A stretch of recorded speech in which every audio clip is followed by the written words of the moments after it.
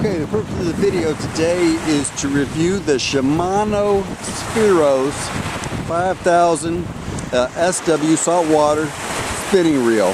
And we actually own a couple of them, and right now they're paired up with 12-foot surf rods and a 40-pound Power Pro, because you can cast a long distance with that combination. 12-foot surf rod, Shimano Spheros 5000 level reel, and a 40-pound Power Pro. And those reels have given many years of service, both in surf fishing for bull redfish.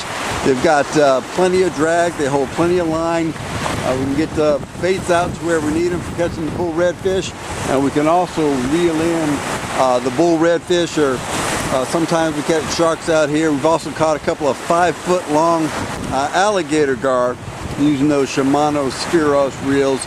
So we've been really pleased with those reels. But let me mention the importance of prayer, because God said in Genesis chapter 1, "Be fruitful and multiply, fill the earth and subdue it, rule over the birds of the air and the beasts of the field and the fish of the sea." So as we prayed for fish, the Lord has answered our prayers, and we've caught a lot of fish out here surf fishing with these Shimano Spheros reels.